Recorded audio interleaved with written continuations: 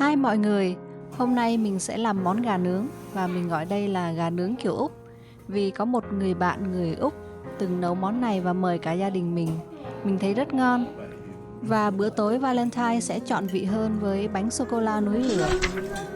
Sau đây là cách làm của mình, mọi người tham khảo nhé.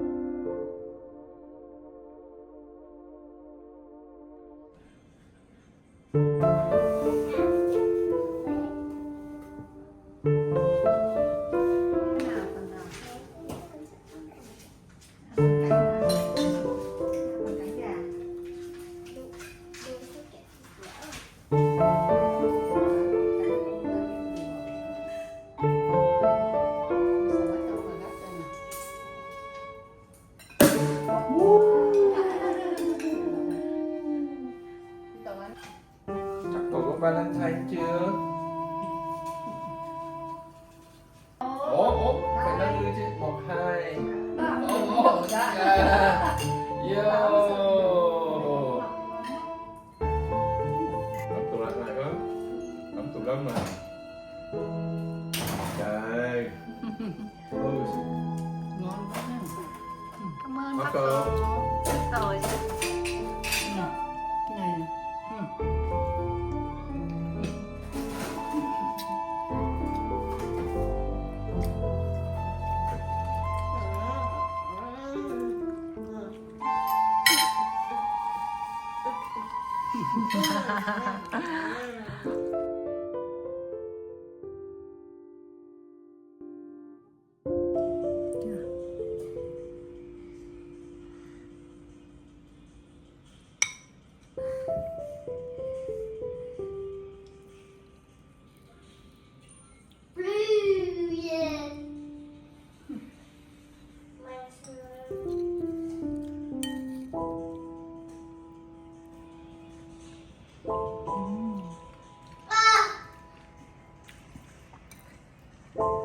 Không muốn không chồng cho tiền đi.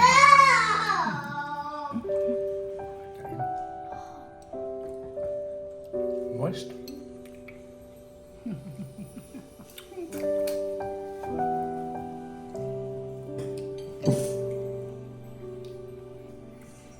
Xuất sắc. Bánh gì chứ? Ngon hả mẹ? Cảm ơn bà. Thường là bà sợ ngọt lắm, nên là em không ngọt lắm. Thành công.